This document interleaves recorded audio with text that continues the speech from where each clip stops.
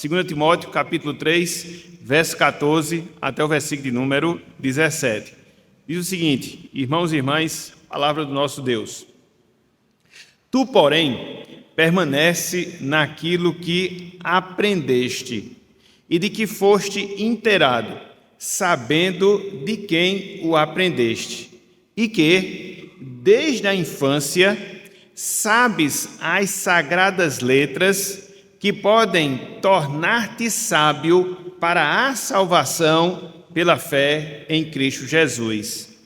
Toda a Escritura é inspirada por Deus e útil para o ensino, para a repreensão, para a correção, para a educação na justiça, a fim de que o homem de Deus seja perfeito e perfeitamente habilitado para toda boa obra. Até aqui, até o versículo 17, que o Senhor nos abençoe e que Ele aplique em nossos corações a porção lida da sua santa e bendita palavra. Amém.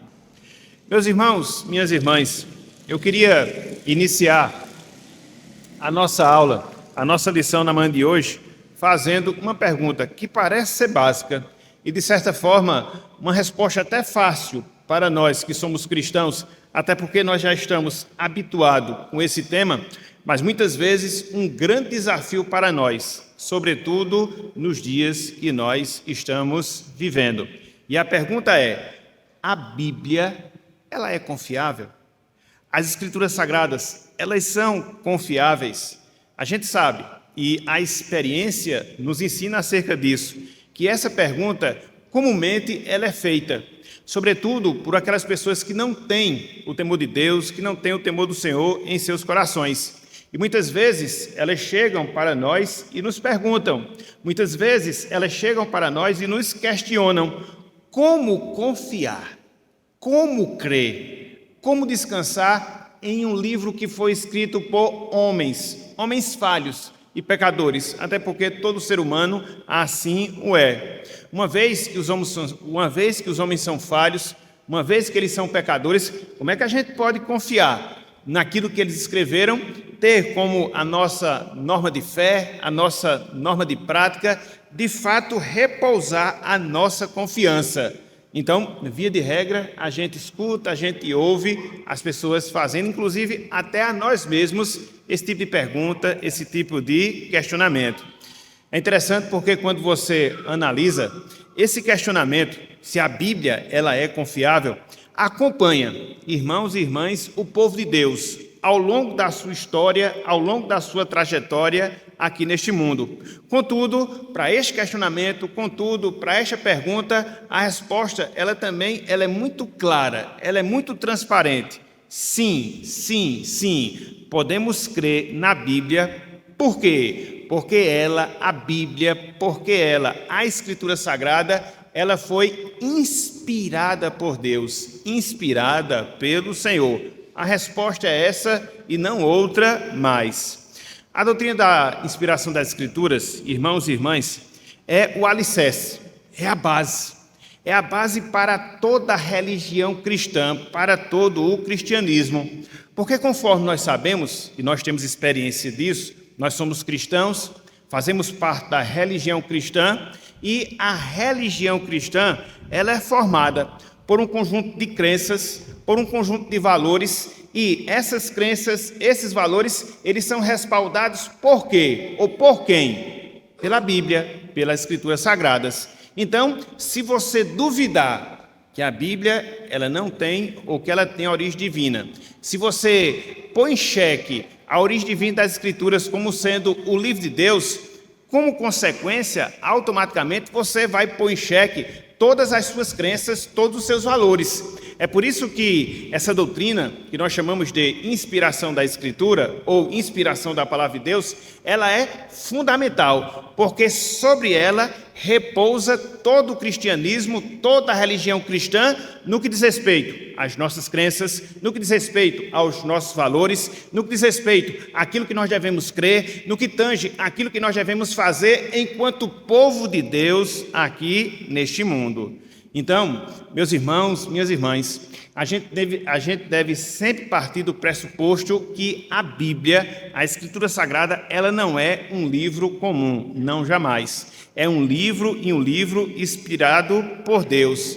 Desconsiderar esse ponto, conforme nós falamos, é pôr em dúvida tudo aquilo que fundamenta as nossas crenças e as nossas convicções. Sobre esse ponto, sobre esse fato, um certo servo de Deus, o reverendo Paulo Anglada, em saudosa memória, ele diz o seguinte, em relação à importância da doutrina da inspiração das Escrituras. Abro aspas para esse servo do Senhor. Ele diz, trata-se, ou seja, a doutrina da inspiração da Escritura, de uma das doutrinas fundamentais da fé cristã. Uma doutrina tão importante que pode ser considerada a base das demais doutrinas, dos demais ensinos. Colocá-la em dúvida, ou seja, a doutrina da inspiração da palavra, significa duvidar da autoria divina das Escrituras. E, ao fazer isso, contra o autor, a Bíblia ela é equiparada aos demais livros. E isso é um fato. Isso é um fato. Se você tem a visão que a Bíblia é a palavra de Deus, nela você vai basear a sua fé. Por outro lado, se você perder de vista que a Bíblia ela é inspirada por Deus, ela vai se igualar a qualquer escrito religioso, a qualquer livro, a qualquer escrito humano. O diferencial, a distinção, a diferença é justamente esta. Por quê? Porque na Bíblia nós temos como autor, nas Escrituras Sagradas, nós temos como autoria a pessoa do próprio Deus, a pessoa do próprio Senhor. E isto, meus irmãos, e isto, minhas irmãs, é fundamental, sobretudo nos dias em que nós vivemos.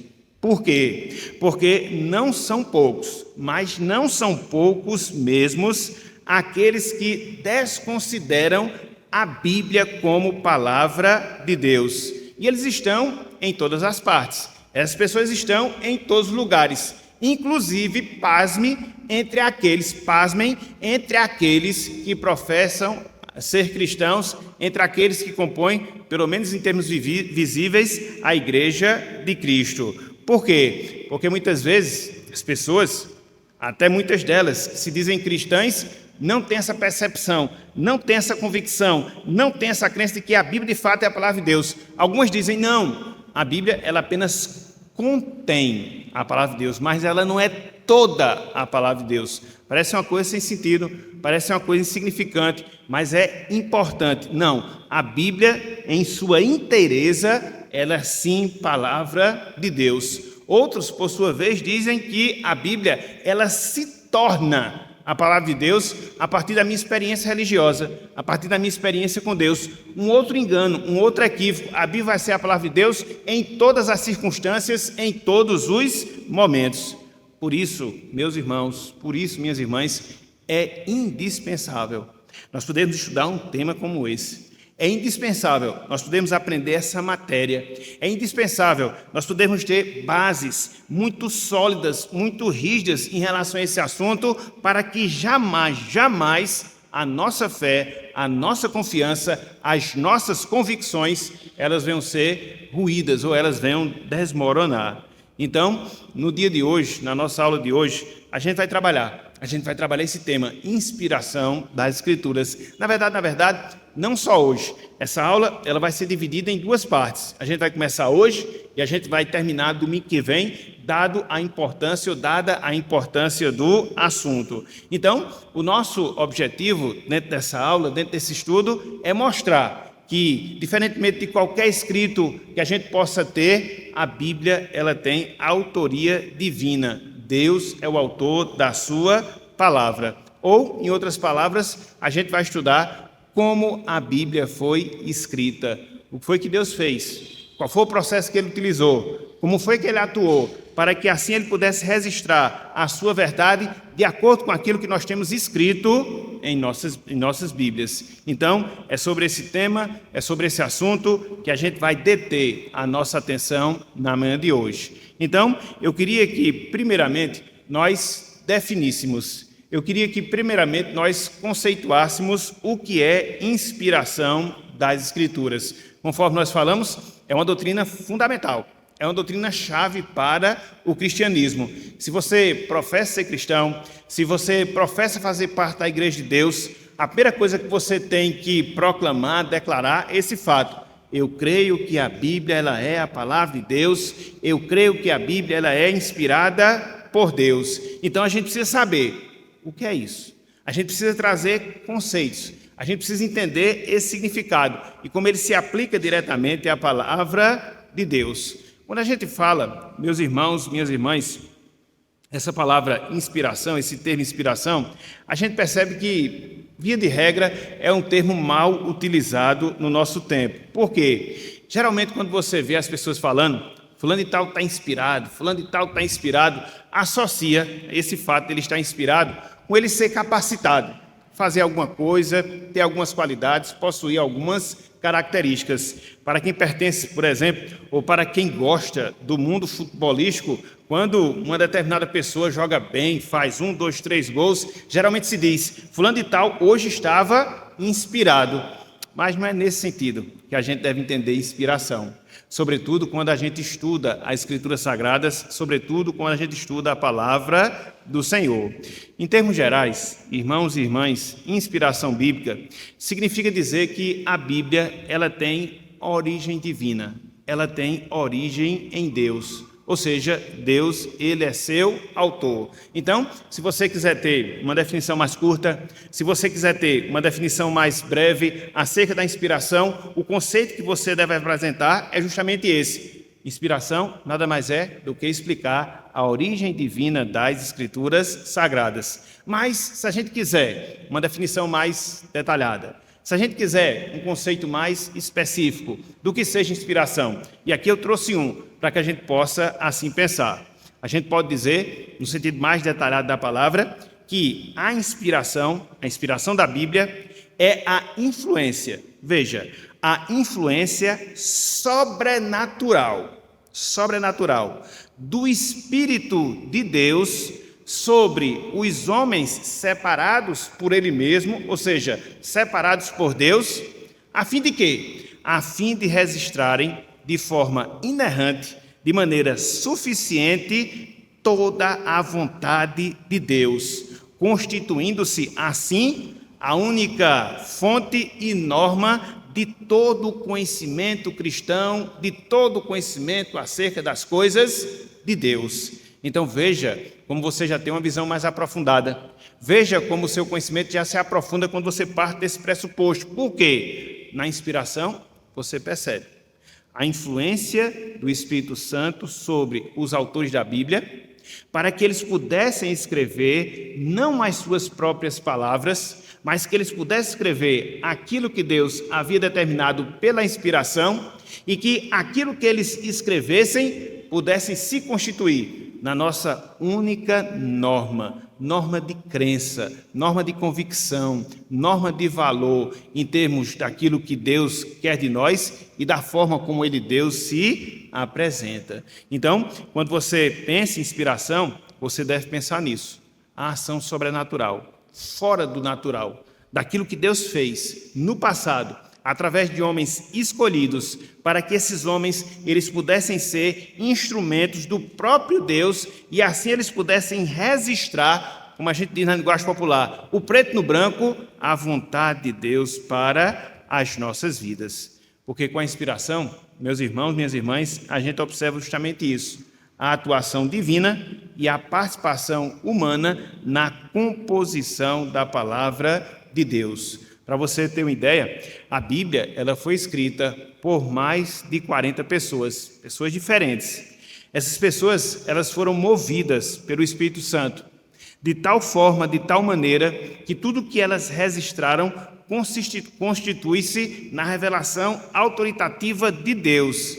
Nesse processo, ou seja, no processo da inspiração, não só as ideias gerais dos autores, mas também os fatos revelados, eles foram registrados, de acordo com a vontade de Deus, tomando como uso a característica e a individualidade, a personalidade de cada um dos autores que Deus, ele assim agiu.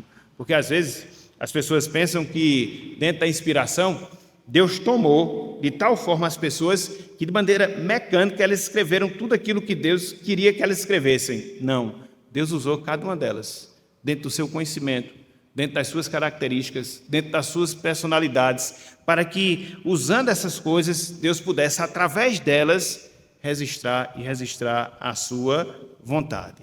Então, convém que a gente possa destacar, conforme a gente leu na parte inicial da lição, pelo menos 2 textos, meus irmãos, 2 passagens bíblicas, minhas irmãs, que de certa forma fundamentam a doutrina da inspiração das Escrituras. Então, não percam o fio da meada.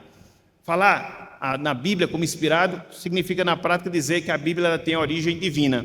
No sentido específico, falar da inspiração das Escrituras significa dizer que Deus agiu de maneira sobrenatural nos autores que Ele separou para que eles pudessem, de acordo com as suas características, escreverem tudo aquilo que Deus desejasse que elas escreveram ou que elas escrevessem, como de fato aconteceu. Mas aí fica a pergunta, onde é que tem isso na Bíblia? Fica a pergunta, onde é que a Bíblia comprova esse fato? Os 2 textos que nós lemos logo no início da nossa aula, de certa forma, servem como base nesse sentido. Abram, por favor, aí. O primeiro deles, talvez você nem tenha fechado a sua Bíblia e ela já esteja aberta. 2 Timóteo, capítulo 3, versículo 16. Somente o versículo 16, sobretudo a parte inicial do versículo de número 16. Ó só, irmãos e irmãs, aquilo que Paulo aqui nos diz, logo na primeira frase, no versículo 16, ele fala, toda a Escritura é inspirada por Deus. A palavra inspirar, literalmente falando, é a palavra soprado por Deus. No grego, a palavra theopneustos, sopro divino, sopro do Senhor. Então, significa dizer que Deus ele soprou a Bíblia Sagrada. Deus ele soprou a palavra de Deus. Quando a gente fala, a gente vai exalando ar, ou quando a gente fala, melhor dizendo, a gente vai expelindo ar. Da mesma forma foi Deus. Ele expeliu o seu ar, na medida em que ele, através dos seus servos, falou a sua palavra. Então você vê que, diferentemente dos escritos humanos, a Bíblia ela possui essa característica. Foram homens que escreveram? Sim. Foram homens que foram utilizados como instrumentos nesse processo? Sim. Mas aquela pessoa que estava no todo o processo, aquela pessoa que estava superintendendo todo esse processo foi quem? Foi o próprio Deus. Então é isto, meus irmãos, é isto, minhas irmãs, que torna o texto sagrado um texto diferenciado.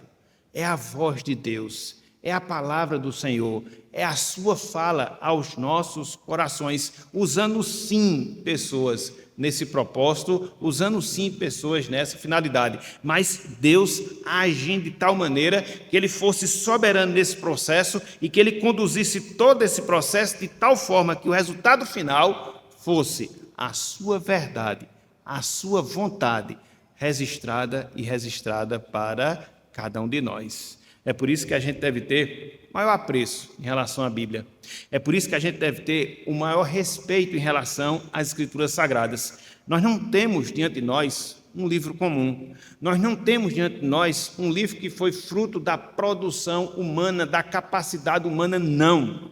Nós temos diante de nós o livro divino, no qual Deus registrou toda a sua vontade, todo o seu propósito, que nós devemos crer, que nós devemos descansar, que nós devemos pautar a nossa vida, para que assim Deus, de fato, Ele se agrade de nós. Mas quando você olha para esse texto aqui de 2 Timóteo, capítulo 3, versículo 16, você observa que não só a origem da Bíblia é uma origem divina, a palavra theopneustos, inspirada. Mas Paulo diz aqui que toda a Bíblia, ela foi inspirada por Deus. Não foram partes apenas, não foram os pensamentos gerais dos autores, mas não, toda a Bíblia, começando de Gênesis, capítulo 1, versículo 1, até Apocalipse, capítulo 22, versículo 21, todo esse conteúdo, ele foi inspirado por Deus. Isso é algo, meus irmãos, isso é algo, minhas irmãs, que muitas vezes as pessoas descreem. Muitas vezes as pessoas até defendem que a Bíblia é inspirada, mas que não é toda inspirada, apenas algumas partes. As palavras de Jesus, as palavras de Deus, mas quando você parte desse pressuposto, você está andando num caminho perigoso, porque qual critério você vai utilizar para chegar à conclusão de que aquela passagem é inspirada e aquela outra não? Qual vai ser o padrão que você vai utilizar para chegar à conclusão que partes são inspiradas e essas partes quais são e as outras não? Então você fica aqui no mundo obscuro e você pode cair num grande erro. Na verdade, você acaba caindo num grande erro. Então, é como eu sempre gosto de dizer, ou você crê que toda a Bíblia é inspirada, ou você não crê que a Bíblia é inspirada. Não existe, meus irmãos, não existe, minhas irmãs, meu termo nesse assunto. O exceto é 70, dentro da linguagem popular que a gente utiliza. Então, a gente não pode titubear em relação a esse fato. Ou ela é toda inspirada, ou ela não é inspirada em parte nenhuma, porque senão você não saberia discernir as partes que são divinas, as partes que não são divinas, e aí você viajaria no oceano da dúvida. E não é assim, não é assim. É interessante porque quando você observa o ensino do próprio Senhor Jesus Cristo, você parte desse pressuposto que o próprio Cristo, ele cria na inspiração do todo o Antigo Testamento. Por quê? O Antigo Testamento era a Bíblia que Jesus usava. Durante seu ministério, durante as suas pregações, ele usava como reverência o Antigo Testamento, até porque o Novo Testamento ainda iria ser composto. Então, a Bíblia de Cristo, a Bíblia dos apóstolos, qual era? O Antigo Testamento, começando de Gênesis até o livro de Apocalipse. E Cristo, no caso, cria que todo o Antigo Testamento, no seu sentido completo, ele era inspirado por Deus. Abram aí, por favor. Livro de Mateus, capítulo 5. Livro de Mateus, capítulo 5.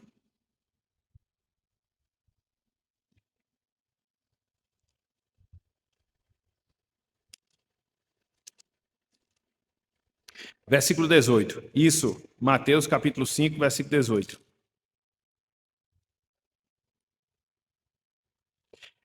O que chama a atenção aqui nesse texto? Veja, Cristo ele está no Sermão do Monte, no seu primeiro e grande sermão, conforme nós temos logo na parte inicial do Evangelho de Mateus. Então, Cristo ele vem, na parte inicial do Sermão do Monte, ele fala aquilo que nós somos, ele nos define através das nossas características, por isso que ele fala que nós somos bem-aventurados. Depois, a partir do versículo 13, ele vai mostrar que nós somos sal da terra e luz do mundo, e aí ele vai mostrar aquilo no qual ele vai basear todo o seu ministério. Por quê? Porque quando Cristo iniciou o seu ministério terreno, isso poderia ser motivo de questionamento.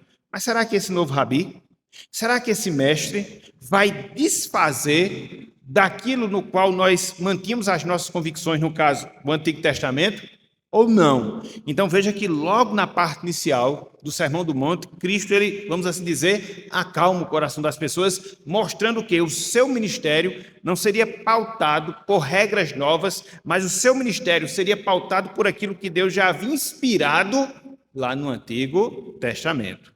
É por isso, meus irmãos, é por isso, minhas irmãs, que a gente não deve partir da ideia equivocada de dividir a Bíblia. Infelizmente, muitas pessoas têm essa visão. E elas chegam a dizer, não, eu sou crente hoje apenas no Novo Testamento.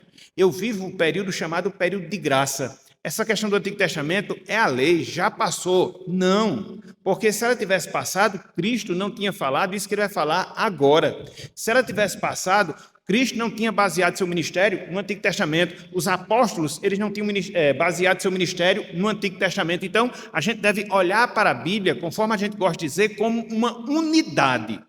Antigo e Novo Testamento. O Antigo Testamento apontando para Jesus, o Novo Testamento consumando, ou sendo a consumação da obra de Jesus Cristo. Então a gente tem que ter essa perspectiva dessa unidade das Escrituras Sagradas. É certo que existem alguns aspectos que são peculiares ao Antigo Testamento, com toda certeza, mas não nessa visão que as pessoas têm, nesse comportamento que elas adotam de desprezar o Antigo Testamento e de valorizar apenas o Novo Testamento. Não, Cristo ele não agiu assim.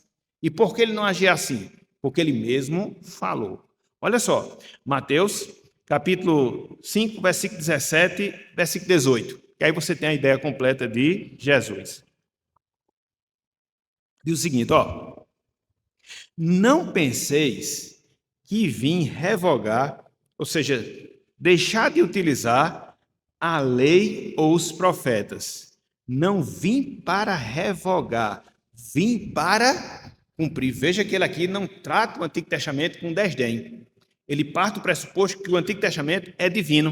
Tanto é que ele não veio mudar, ele não veio diminuir, ele não veio anular o Antigo Testamento, não. Ele disse que ele veio para cumprir. E, de fato, é racional que nós pensemos sobre isso, até porque, se você analisar a vida e o ministério de Jesus, tanto a sua vida como também o seu ministério, nada mais, nada menos que confirmaram tudo aquilo que havia sido profetizado aonde? No Antigo Testamento. Então, se Cristo desfizesse do Antigo Testamento, ele seria incoerente. Ele seria incoerente, porque o próprio Antigo Testamento fundamentava as suas ações, fundamentava a sua pessoa, fundamentava a obra que ele ia realizar na cruz do Calvário. Então, ele não podia ter essa atitude incoerente, não, jamais. Por isso ele disse, eu não vim revogar a lei de Deus, os profetas, que compreendiam do Antigo Testamento, mas eu vim para cumprir. E por que ele veio para cumprir? Por que ele tinha esse apreço? Por que ele tinha esse respeito em relação ao Antigo Testamento? Ele responde, versículo seguinte, versículo 18. Olha só o que Cristo aqui nos ensina. Porque, em verdade vos digo, veja, até que o céu e a terra passem, nenhum i ou tio jamais passará da lei, até que quê? Até que tudo se cumpra. Aqui Cristo ele é literal em relação ao Antigo Testamento. Quando ele fala de tio, quando ele fala de i, ele está se referindo ao menor dos acentos que existia dentro da língua hebraica. Quando ele fala em i, ele está se referindo à menor das letras do alfabeto hebraico, mostrando que tudo iria ser cumprido, da menor letra até o menor acento. Tudo seria cumprido até o retorno glorioso de Jesus Cristo. E essa palavra está aqui, milhares de anos depois, se cumprindo. Se cumpriu completamente? Ainda não. Mas a cada dia que se passa, ela está se cumprindo. E ela vai se cumprir até a consumação da nossa salvação, quando do retorno glorioso de Jesus Cristo. É interessante, abrindo aqui um parênteses em relação a esse aspecto, que às vezes a gente olha, não é, Jonatas? A gente olha para o mundo que está ao nosso redor, a gente vê tanta calamidade, tanto problema, que a gente até fica meio que desmotivado com tanta iniquidade. Mas quando você olha pelo lado das Escrituras Sagradas, você percebe que tudo isso que a gente vivencia hoje é o cumprimento da palavra, é o tio, é o i se cumprindo até a consumação de Jesus Cristo. Então, de certa forma, por um lado, a gente até se entristece, por um lado, a gente até fica desestimulado com tanta coisa ruim que a gente vê ao nosso redor, mas, por outro lado, a gente acaba se motivando, porque isso nada mais é do que o cumprimento da palavra, mostrando o quê? Que estamos no caminho certo. Mostrando o quê? Que nós estamos no caminho daquilo que Deus havia proposto e que tudo está seguindo o roteiro de Deus para a nossa vida. É por isso que a gente não fica tão surpreso em relação a essas coisas. Deus ele está no controle do mundo e o seu controle envolve até mesmo essas coisas que, aos nossos olhos, elas são negativas, mas nada mais são do que o cumprimento da sua própria palavra. Esses problemas familiares que a gente vê hoje, a Bíblia já diz que isso iria acontecer, iria se intensificar até o retorno glorioso. Então, é o cumprimento, é a demonstração que a palavra de Deus ela se cumpre nos mínimos detalhes, porque Deus inspirou cada uma das suas palavras, de Gênesis a Apocalipse, toda a sua palavra, nos seus mínimos detalhes, para que assim esse registro fosse um registro fidedigno com o qual nós pudéssemos contar ao longo da nossa vida e durante a nossa caminhada aqui neste mundo. É por isso, meus irmãos, é por isso, minhas irmãs, que a gente tem esse compromisso em relação a Deus, de que nos voltarmos cada vez mais para a sua palavra. Porque quando você tem essa visão, essa perspectiva bíblica, fica muito mais fácil de você enxergar e compreender o mundo que está à sua volta. É você ter essa que nós chamamos de cosmovisão bíblica em relação às coisas, porque isso é a verdade de Deus. É por isso que a Bíblia ela é comprovada como seu livro inspirado. A partir dela, a gente entende tudo aquilo que está acontecendo ao nosso derredor. Então, Paulo, ele fala isso. Ele fala da origem divina das Escrituras. A palavra de Deus é o sopro de Deus. Paulo, ele fala isso, que toda a Escritura, de Gênesis a Apocalipse, é a palavra de Deus. É claro, quando a gente fala isso, a gente fala no sentido das línguas originais, das línguas que foram escritas a palavra de Deus. O hebraico no Antigo Testamento, o aramaico no Antigo Testamento e o grego no Novo Testamento. Porque a gente sabe que existem versões e muitas versões, principalmente nos nossos dias. Por isso, quando a gente fala que a Bíblia é a palavra inspirada dentro do seu contexto ou dentro do seu original. Porque, às vezes, as traduções elas podem não ser tão fiéis àquilo que Deus ele nos ensina na sua palavra. E daí essa necessidade da gente poder ter cada vez mais versões que correspondam a versões que sejam fiéis aos textos originais, de acordo com aquilo que Deus inspirou os autores sagrados. Mas que toda a Bíblia é a palavra de Deus, sem nenhuma dúvida, sem nenhum questionamento. Então, aqui em Timóteo, capítulo 3, versículo 16, você observa isso. A origem divina da Bíblia, sopro divino, você observa isso, que toda a Bíblia ela é inspirada por Deus. Mas eu queria andar um pouco mais com os irmãos, e desta feita eu queria que os irmãos abrissem as suas Bíblias em 2 Pedro, capítulo 1, versículo 21, para que nós pudéssemos aprender, a partir desse texto que Pedro aqui nos ensina, a ação do Espírito Santo conduzindo todo o processo da inspiração. Abram aí, por favor. 2 Pedro, capítulo 1, versículo 21. E olha que essa aula de hoje é só a primeira parte. Semana que vem a gente vai ver as provas da inspiração. Provas indiretas, provas diretas que a Bíblia foi inspirada. A gente está dando aqui como um pano de fundo geral, né? Um conceito geral na nossa aula de hoje. 2 Pedro, capítulo 1, versículo 21.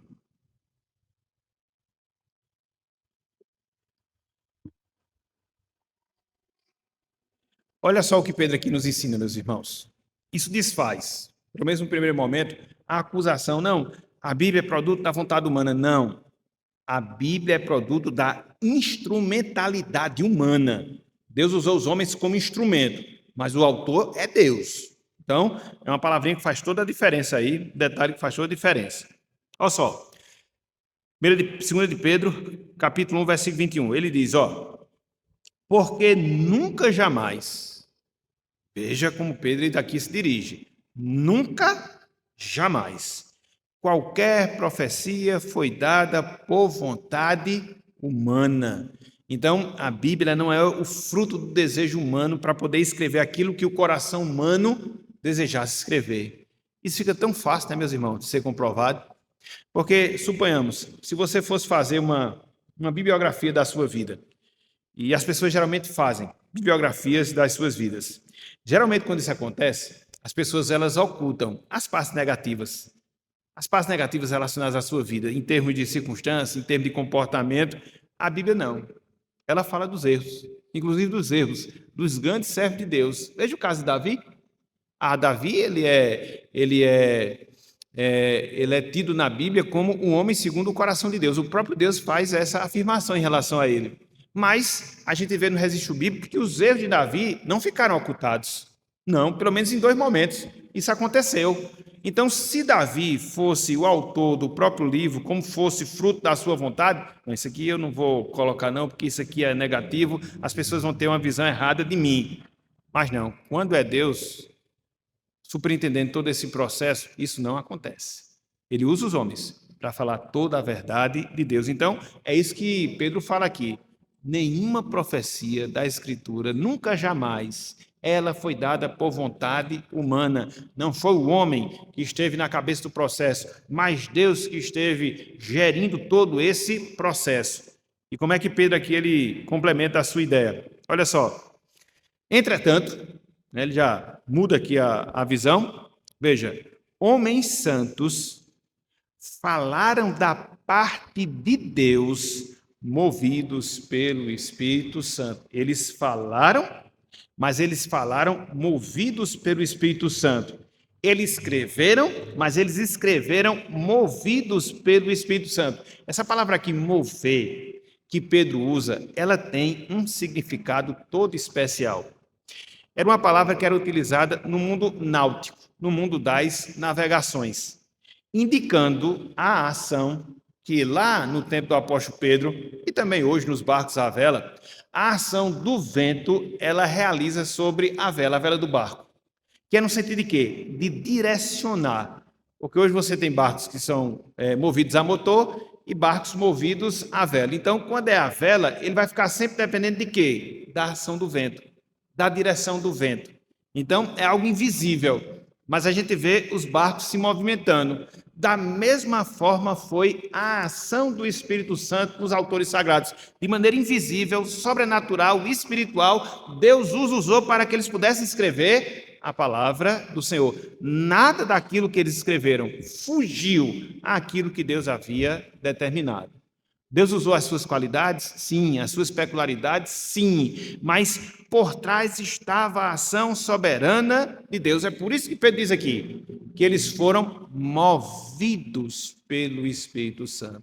Seja Moisés, quando escreveu o Salmo, seja Moisés, quando escreveu os 5 livros da lei, Josué, e assim sucessivamente, todos os livros que nós temos nas Escrituras Sagradas. É por isso, meus irmãos, é por isso, minhas irmãs, que precisa se crer nisso aqui.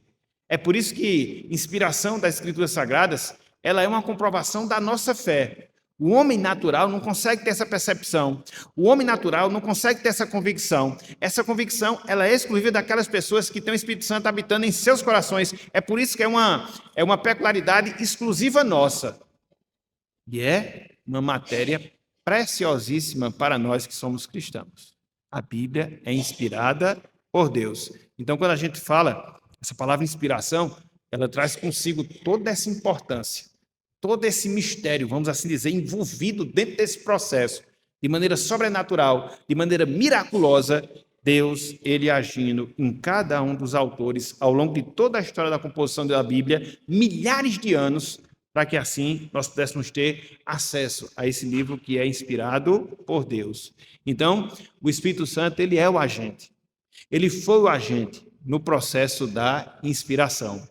Os homens escreveram? Sim, mas eles escreveram movidos, conduzidos pelo Espírito Santo, assim como um barco à vela, ele é movido pela ação do vento, direcionado pelo direcionamento do vento. Da mesma forma foram os autores sagrados. E é interessante porque isso explica, meus irmãos, minhas irmãs, a unidade que nós temos na Bíblia, na palavra de Deus. Veja, apesar de ter sido escrita por mais de 40 pessoas diferentes, apesar de ter sido escrita por mais de 40 pessoas em lugares diferentes, em tempos diferentes, a Bíblia ela apresenta um personagem principal, Jesus Cristo. A Bíblia apresenta um assunto principal, a salvação na pessoa de Jesus. Se fossem livros humanos, isso seria impossível. Como é que você pega 40 pessoas diferentes, que viveram em lugares diferentes, muitas delas, que viveram em tempos diferentes, diferença de milhares de anos. Para a gente ter uma ideia, o Brasil ele tem um pouco mais de 500 anos. Se você pegar a história da Bíblia, mais de 3.000 anos, do primeiro até o último livro. Como é que você vê que, apesar de tudo isso, a mensagem é uma só: Cristo Salvador. A mensagem é uma só: a salvação de Deus. Isso é um milagre, meus irmãos, e somente explicado pela ação do Espírito Santo. Sobre esse milagre que torna a Bíblia unidade, um certo autor, ele disse o seguinte, olha só, eu achei interessante. É uma citação longa, mas ela reflete bem essa verdade que nós estamos falando. Ele diz o seguinte, abro aspas. Enquanto o Espírito que os inspira é um, os escritores bíblicos são diversos e possuem as mais diferentes formações. Um é músico, no caso de Davi, outro rei, no caso de Salomão, outro general, no caso de Josué, outro boiadeiro, no caso de Amós, outro médico, no caso de Lucas, outro coletor de impostos, no caso de Mateus, outro pescador, no caso Pedro, outro erudito, no caso Paulo, e assim sucessivamente. Olha só, quantidade de pessoas diferentes, divisões culturais diferentes, divisões de conhecimento diferentes, que viveram em tempos diferentes, totalmente diferentes. Mas ele fala, todos são diferentes, mas todos usados das mais variadas formas pelo Espírito de Deus para registrar as verdades divinas. Por isso, é possível termos estilos tão diferentes, compondo uma unidade chamada Bíblia, a qual aponta para o mesmo caminho do início ao fim. Isso é belo, meus irmãos. Isso é maravilhoso. Pessoas diferentes, de graus culturais diferentes, que viveram em tempos diferentes, que desempenharam funções diferentes, mas escrevendo a mesma coisa: Cristo e a sua salvação, Cristo e a sua redenção. Como se explica isso? Como se explica isso? Se você pegar, por exemplo, e aí você vê no sentido bem prático, um livro de biologia. Pegar um livro de biologia hoje, comprar um livro de biologia hoje. Nós estamos em 2024 e você ter acesso ao mesmo livro de biologia, às vezes até mesmo o mesmo autor, de 30 anos atrás. Você vai ver a quantidade de coisas diferentes, de coisas que vão se evoluindo, de coisas que vão se descobrindo. Na Bíblia, não. É tudo uma coisa só. Então, como explica isso? Isso explica assim, pela ação do Espírito Santo, usando essas pessoas as mais diferentes possíveis, para que elas pudessem escrever uma única vontade, a vontade de Deus. O personagem principal, Jesus Cristo. É por isso que no Salmo é dito, no rolo do livro está escrito a meu respeito. Então, tudo isso, em termos gerais, é o que significa inspiração. Conforme nós falamos, no próximo domingo, a gente vai seguir nesse estudo sobre a inspiração da palavra de Deus, onde a gente vai trabalhar as provas, quer seja encontrada dentro da Bíblia, quer seja encontrada fora da Bíblia, que a Bíblia ela é inspirada. Na próxima aula, semana que vem, a gente vai ver isso. Concluindo, porque a Bíblia é inspirada por Deus, nós temos, meus irmãos e minhas irmãs, um registro confiável da revelação divina para a posteridade. Porque a Bíblia é inspirada por Deus, nós temos um registro confiável da revelação divina para a posteridade. Em sua providência, Deus inspirou os autores bíblicos para registrarem a sua vontade. Aquilo que foi revelado está preservado, preservado do erro e preservado das deturpações humanas. Veja que o homem ele tem essa capacidade, de deturpar as coisas, de mudar as coisas, mas através da inspiração não. Deus registrou para que essa vontade não pudesse ser alterada e que assim nós tivéssemos acesso a ela por toda a posteridade. Em todas as gerações, os homens hoje, eles podem saber o caminho da vida eterna. Por quê? Porque a Bíblia é sempre relevante e conforme Paulo diz, ela é útil. Ela é útil para o ensino, ela é útil para a repreensão, ela é útil para a correção, ela é útil para a educação na justiça e complementa o apóstolo Paulo, a fim de que o homem de Deus seja perfeito e perfeitamente habilitado para toda boa obra. E o que é que a gente faz com tudo isso? Qual é o nosso compromisso diante de todas essas coisas? Pelo menos um só. Firmar, meus irmãos, firmar, minhas irmãs, a nossa fé de forma inabalável na Bíblia como a palavra de Deus. A gente vive um mundo que é relativista. A gente vive um mundo que é racionalista, que quer explicar tudo pela razão, não existe sobrenatural, não existe isso. O mundo que é caracterizado porque cada pessoa tem a sua própria verdade, também não existe isso. E é justamente por causa dessas coisas também que Deus ele nos deixou registrado o seu livro sagrado. Então, nós devemos nos voltar para ele com essa visão. Nós não temos diante de nós um escrito humano, fruto da produção humana, fruto da capacidade humana, não. A gente tem diante de nós o livro divino, onde Deus ele registrou pessoalmente, através da instrumentalidade de pessoas, a sua vontade para nós. Por isso a gente não pode desdenhar da Bíblia. Por isso que a gente não pode tratar com indiferença a Bíblia. Não, muito pelo contrário, nós devemos tê-la como de fato é, como a nossa palavra, a palavra de Deus para nós. Essa semana mesmo, abrindo aqui um parênteses já para fechar, estava vendo um vídeo de um desses líderes cristãos progressistas, hoje é o que não falta, né? Que, de certa forma, fazem até sucesso. As pessoas gostam até deles. Muitos crentes gostam até deles. E aí, um deles dizia justamente isso. A Bíblia, ela não é a palavra de Deus. Ela vai se atualizando como palavra de Deus. Na medida que o mundo vai passando, que novas coisas vão sendo descobertas, a gente vai vendo que a Bíblia ela vai se autoafirmando com uma palavra. Não, meus irmãos, ela vai. Ela é, porque ela foi registrada desde o passado, os seus reflexos existem aí presentes nos nossos dias. E uma outra pessoa, também desses líderes bem carismáticos, mas extremamente heréticos, falava justamente isso, que a gente não deve ter a Bíblia como palavra de Deus como se fosse uma regra absoluta para nós. Porque, segundo ela falou, era até uma mulher, isso se chama bibliolatria. Que nos chame de praticarmos o pecado da bibliolatria. Mas a Bíblia vai sempre ser a nossa única e suficiente regra de fé e prática. Então não existe renovações, não existe atualizações da Bíblia, ela é o resiste de Deus, feito no passado, com suas consequências para o tempo presente.